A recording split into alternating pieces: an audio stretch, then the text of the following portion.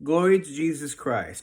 Hey everybody, Father Photius here, ready to talk about the miracles of Christ. Sorry, I was feeling a little sluggish and I needed some caffeine.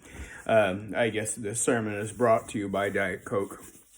All right, today's miracle, which we will discuss, is the cleansing of the 10 lepers, as seen in Luke's Gospel. Just a little bit of information about leprosy. Leprosy, being a flesh-eating disease, is one which rendered people in the ancient world unable to cohabit in society with other people because it is infectious. And according to the law of Moses, a leper, when they are to go into a public place, they have to announce that they are coming by saying, unclean, unclean, so that people will know not to touch them.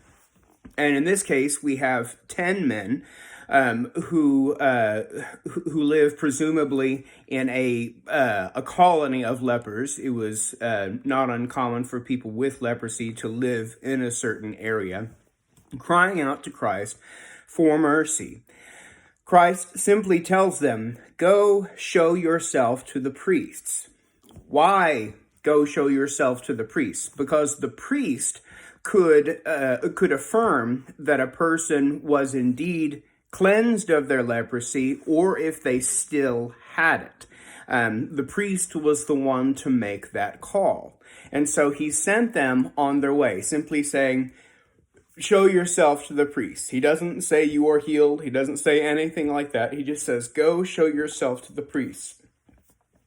As they are on their way to the priests, one sees that he is cleansed, sees that he is healed. And he is a Samaritan. A little historical perspective for you here. The Samaritans are, from the time of the Babylonian captivity in the 6th century BC, the Samaritans are the sworn enemies of the Jewish people. They really did not like them, and the feeling on the part of the Samaritans was mutual. The Samaritans had the first 5 books of the scriptures, the books of Moses, but they didn't have any books beyond that. And they were looked upon as heretics, as traitors. Well, this one Samaritan leper sees that he is healed. He runs back to Christ and falls at his feet and says, "Thank you. Thank you." He is crying, giving glory to God, saying, "Thank you." And Christ says to this, "Were there not 10 who are cleansed? Where are the other 9? Was no one found to come and give glory to God but this one foreigner?" And he says to him, "Son, your faith has made you well. Go in peace." This particular story gives us just the tiniest bit of a prophecy of things to come. That the movement of the gospel, and ultimately who will embrace it and who will not.